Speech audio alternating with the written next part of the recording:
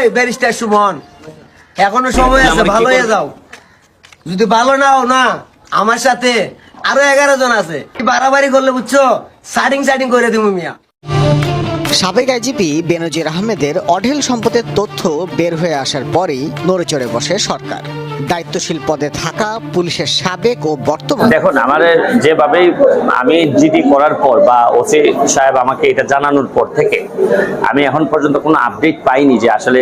আমার প্রশ্ন, যখন আমরা পাকিস্তানি আমলে ছিলাম তখন কতজন পাকিস্তানি এই দেশে চাকরি করতো, আর এই স্বাধীন বাংলাদেশে কতজন ভারতীয়? সুপ্রিয় দর্শক শ্রোতা, আসসালামু আলাইকুম। দেশে এবং প্রবাসে, দূরে এবং কাছে, যে যেখান থেকে আমার এই ভিডিও ক্লিপের সাথে সংযুক্ত হয়েছেন, সকলকে আন্তরিক শুভেচ্ছা, অভিনন্দন। সুপ্রিয় দর্শক শ্রোতা, আপনারা স্ক্রিনে ভিডিওর অংশ বিশেষ দেখেছেন, এখন দেখাবো আপনাদেরকে বিস্তারিত। প্রিয় দর্শক, ফুল ভিডিও দেখাবো এবং আজকের এই ভিডিওটি দেখার জন্য যারা প্লে করেছেন সবাইকে অনুরোধ করব পুরো ধৈর্য সহকারে আজকের এই ভিডিওটি কন্টিনিউ করবেন। দর্শক, বিশেষ কিছু তথ্য রয়েছে আজকের এই ভিডিওতে। দর্শক, শুরু থেকে আপনারা ভিডিও স্ক্রিনে যে ভিডিও ক্লিপটা দেখেছেন, ব্যারিস্টার সুমন ভাইকে একটা ছেলে বলতেছে, এই সুমন ভালো হয়ে যাও, ভালো হইতে পয়সা লাগে না, আর যদি ভালো না হয় তাহলে সাটিং করে দেব। আসলে আমাদের ব্যারিস্টার সুমন ভাইকে বর্তমান যে অবস্থায় আছে ওনাকে কিন্তু হুমকি দেওয়া হয়েছে, ওনাকে কিন্তু জীবনের থেকে একদম মেরে ফেলানোর জন্য যে হুমকি দেওয়া হয়েছে, বার্তা দেওয়া হয়েছে, এবং সেটা কিন্তু সোনারঘাট মাধবপুরের থানার ওসির সাথে SMS করা হয়েছে। আসলে আমরা কি ভাবতে পারি যে এই ধরনের কথা আমাদের দেশের ফাটাকৃষ্ট ব্যারিস্টার সুমন ভাইকে, যে নাকি দেশের জন্য এত কাজ করতেছে, দেশের উন্নয়নের জন্য, দেশের সাধারণ জনগণের জন্য এই ধরনের কাজ করতেছে, দুর্নীতিবাজদেরকে খুঁজে আইনের আওতায় আনতেছে। তো এই মুহূর্তেই ব্যারিস্টার সুমন ভাইকে এরকমের হামলা এবং তা মেরে ফেলানোর হত্যাকাণ্ডর চলতেছে। তো দর্শক, আমি বেশি কথা বাড়াবো না, চলে যাব আগে সেই ভিডিওটি দেখার পরে আপনাদের সাথে কিছু গুরুত্বপূর্ণ আলোচনা করব। তা চলুন আমরা সেই ভিডিওটি দেখি। একজন সংসদ সদস্যকে হত্যার হুমকি দেওয়ার পরও তা খতিয়ে না দেখে জিডির অপেক্ষায় থাকায় পুলিশের সমালোচনা করেছেন এমপি সৈয়দ সায়েদুল হক সুমন। সকালে হাইকোর্টে ব্রিফিংয়ে নিজের হত্যার হুমকি প্রসঙ্গে এই সমালোচনা করেন তিনি। ব্যারিস্টার সুমন বলেন, চুনারুঘাট থানার ওসি যখনই জেনেছেন তার এলাকার এমপির জীবন হুমকিতে, তখনই এসপি বা ডিআইজির সাথে আলোচনা করার কথা। হুমকি সত্যি নাকি ভুয়া তাও তাদের তদন্ত করার কথা, কিন্তু এজন্য এমপিকে কেন জিডি করতে হলো সেই প্রশ্ন তোলেন সুমন। বলেন, পুলিশের ভূমিকা দেখে মনে হচ্ছে পুলিশ একটি অপমৃত্যু রেকর্ড করার জন্য বসে আছে। এর আগে শনিবার অজ্ঞাত ব্যক্তিদের থেকে হত্যার হুমকি পেয়ে রাজধানীর শেরেবাংলা নগর থানায় সাধারণ ডায়েরি করেন হবিগঞ্জ 4 আসনের সংসদ সদস্য ব্যারিস্টার সৈয়দ সায়েদুল হক সুমন।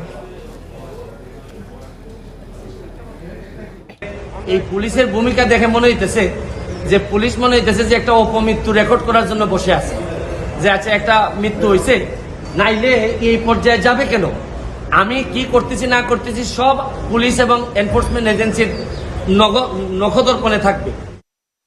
সংসদ সদস্যরা নিজেদের সম্পদের হিসাব দিতে বাধ্য থাকেন, তাহলে সরকারি কর্মকর্তারা কেন নয়? তাই আইন অনুযায়ী সরকারি কর্মকর্তা কর্মচারীদের সম্পদের ঘোষণা সহ হিসাব দাখিল মানতে কঠোরভাবে নির্দেশনা দিয়েছেন উচ্চ আদালত। গেল কয়েক মাস ধরে চলাচলের জন্য, সামরিক পরিবহনের জন্য যে চুক্তি করে আসা হলো, সেটা কার স্বার্থে এবং বাংলাদেশের স্বার্থ এখানে কোথায় রক্ষিত হয়েছে? নাগরিক হিসেবে এটা আমাদের জানার অধিকার আছে, আমরা জানতে চাই। আমাদের সংবিধানের 145-এর ক অনুচ্ছেদে বলা হয়েছে, আন্তর্জাতিক চুক্তি হলে সেটা পার্লামেন্টে প্লেস করতে হবে। অতীতের অভিজ্ঞতা বলে আওয়ামী লীগ কখনো কোনো আন্তর্জাতিক চুক্তি করে এসে পার্লামেন্টে সেটা উপস্থাপন করেনি। পার্লামেন্টের সদস্যরা নিয়ে প্রশ্ন করছেন না। যাদেরকে এমপি নামক যে পুতুলগুলো পার্লামেন্টে গিয়ে বসে আছে, তারা একটি প্রশ্ন উত্থাপন করেনি যে কি চুক্তি করা হলো। যে জনগণের পক্ষে সার্বভৌমত্ব রক্ষার জন্য পার্লামেন্টে আইন প্রণয়ন এবং এই সমস্ত স্বার্থ দেখার দায়িত্ব যে পার্লামেন্টের সদস্যদের, প্রত্যেকটা আওয়ামী লীগ সরকারের মুখের দিকে তাকিয়ে আছে, একটা প্রশ্ন তারা উত্থাপন করতে পারেনি। এবং রাজনৈতিক দলগুলো, বৃহত্তর পরিসরে যে সমস্ত রাজনৈতিক দল আছে, আমরা অবাক হয়েছি এই রাজনৈতিক দলগুলো এই বিষয়গুলো নিয়ে প্রশ্ন তুলছেন না। রেল কানেকশনের কথা বলা হয়েছে, বাংলাদেশের 1800 কিলোমিটারের মতো রেল লাইন তারা স্থাপন করবেন। ট্রান্সশিপমেন্ট নিয়ে অনেক আগের থেকে, বিএনপি সরকারের আমলে, আগের আমলে 90-এর দশক থেকে এটা নিয়ে অনেক কথা হয়েছে। ট্রানজিট ভারতকে দেয়া হবে না, এটা ছিল বাংলাদেশের অবস্থান। আজকে ট্রানজিট মানে হচ্ছে আপনার মধ্য দিয়ে এক রাষ্ট্র থেকে আরেক রাষ্ট্রে যাওয়া, কিন্তু দেখেন ভারতের এক প্রান্ত থেকে আরেক প্রান্তে একটা রাষ্ট্রের দুই প্রান্তের মধ্যে সংযোগ স্থাপনের জন্য আপনি ট্রানজিট এটা হয় না। আপনি যেটা দিয়েছেন সেটার নাম হচ্ছে করিডোর। করিডোর মানে এইখান দিয়ে আপনি অবাধে চলাচল করবেন, কোনো ট্যাক্স কোনো কিছু বাংলাদেশ পাবে না। এখানে একটা স্বাধীন সার্বভৌম রাষ্ট্র প্রতিবেশী একটা প্রবল পরাক্রান্ত রাষ্ট্রকে অবাধে পণ্য এবং সামরিক বিষয় পরিবহনের জন্য রাষ্ট্রের মধ্য দিয়ে করিডোর দেয়া পৃথিবীর ইতিহাসে দ্বিতীয় কোনো দৃষ্টান্ত নাই। এবং বিনা পয়সায়, কোন স্বার্থের বিনিময়ে আপনি যে গর্ব করে বলেন ভারতকে দিয়েছি? কে? বাংলাদেশ তো আপনার কোনো নেতা বা নেত্রীর পৈতৃক সম্পত্তি নয়, এটা বাংলাদেশের প্রত্যেকটি নাগরিকের সম্পদ। যে রাষ্ট্রের সাথে আপনি এই চুক্তিটা করেছেন সেই রাষ্ট্রের অতীত যে ইতিহাস, তারা দেখেন বিভিন্ন জায়গায় যে করদ রাজ্যগুলো সৃষ্টি করেছে পরবর্তীতে দখল করেছে, সেই ক্ষেত্রে তারা এরকম আন্ডারস্ট্যান্ডিং এর মাধ্যমে, এগ্রিমেন্টের মাধ্যমে প্রথমে ঢুকেছে, সুই হয়ে ঢুকেছে, পরবর্তীতে ফাল হয়ে বেরিয়ে হয়েছে। গোয়া, দমন, দিউ, হায়দ্রাবাদ, সিকিম, এবার সেভেন সিস্টার্সে পূর্বাঞ্চলীয় অরুণাচল, আসাম, এগুলো তো ভারতের অংশ ছিল না। বিভিন্ন ছলনায়, বিভিন্ন চুক্তি, মেমোরেন্ডাম আন্ডারস্ট্যান্ডিং এর মাধ্যমে এই সমস্ত জায়গায় ঢুকে পরবর্তীতে সেগুলো ভারতের অন্তর্ভুক্ত করে নেওয়া হয়েছে। যে ভারতের কোনো প্রতিবেশী রাষ্ট্রের সাথে সাথে সুসম্পর্ক নেই, সেই রকম একটা রাষ্ট্রের সাথে আপনি যে মেমোরেন্ডাম অফ আন্ডারস্ট্যান্ডিং করছেন, চুক্তি করছেন, তার মাধ্যমে রাষ্ট্রের সমস্ত কিছু তাদের কাছে বন্ধক দেওয়া হচ্ছে কিনা আমরা জানি না, বন্ধক আপনি দিয়েছেন কিনা, কিন্তু আমাদের আশঙ্কা যে বন্ধক আপনি হয়তো দিয়েছেন। দিয়েছেন কি দেননি, জাতির সামনে এটা পরিষ্কার করুন। এটা হচ্ছে রাজনৈতিক দল হিসাবে, নাগরিক হিসাবে প্রত্যেকটা মানুষের পক্ষে আমরা এই দাবি জানাচ্ছি। কারণ এই প্রাইম মিনিস্টার নিজে বলেছিলেন যে ভারতকে আমরা যা দিয়েছি ভারত চিরদিন তা মনে রাখবে। আপনি ভারতকে সব কিছু দিয়ে দেওয়ার এই যে মানসিকতা, ক্ষমতায় অবৈধভাবে আপনাকে রাখার বিনিময়ে, সুতরাং আপনি দেশের সব কিছু যে জলাঞ্জলি দিয়ে আসেন নাই, এটা আমরা কি করে বুঝবো? আমরা এই জন্য বলছি এটাকে জাতির সামনে পরিষ্কার করতে হবে। অন্যায্য চুক্তি হয়েছে ভারতের সাথে, এবং এই চুক্তির মাধ্যমে মূলত বাংলাদেশের পক্ষ থেকে দিল্লির কাছে এক ধরনের দাসখত দিয়ে আসা হয়েছে। মিডিয়ার মাধ্যমে আমরা জানতে পেরেছি যে আমাদের এই যে বর্তমানে প্রধানমন্ত্রীর পদ দখল করে আছেন যিনি, যারা একটা অবৈধ নির্বাচনের নামে প্রহসনের মাধ্যমে রাষ্ট্র ক্ষমতা জবরদখল করে আছেন, তাদের একটি ডেলিগেশন দিল্লিতে গিয়েছে। দর্শকতা, স্ক্রিনে আপনারা আরেকটি ভিডিও ক্লিপ দেখেছেন আমাদের বেনজির সাহেবের। তো বেনজির সাহেবকে কিন্তু ধরাছোঁয়ার বাইরে, ওনাকে কিন্তু কেউ ধরে আনতে পারবে না বিদেশ থেকে।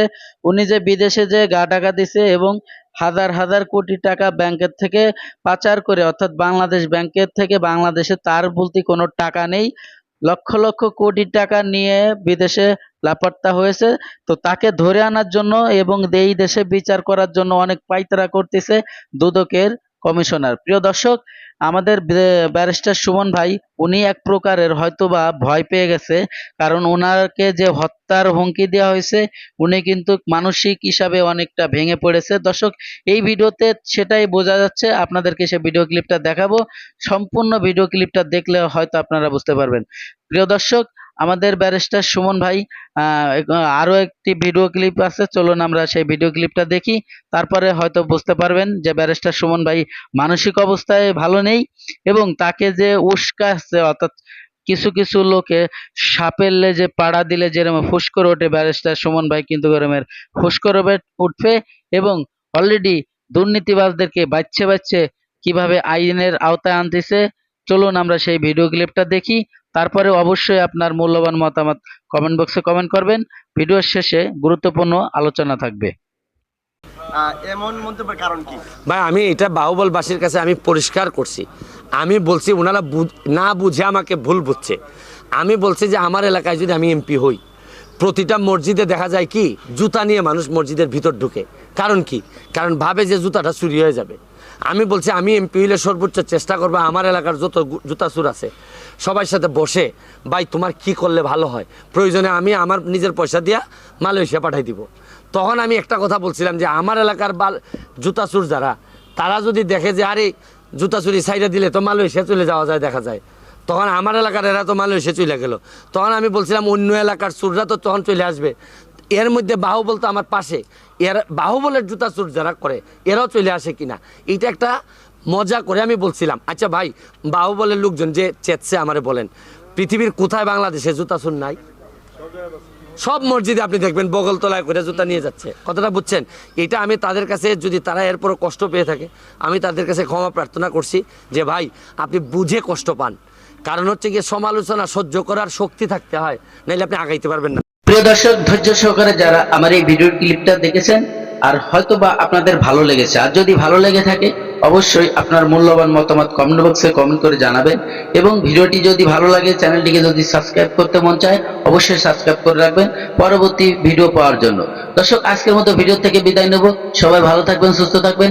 আল্লাহ হাফেজ।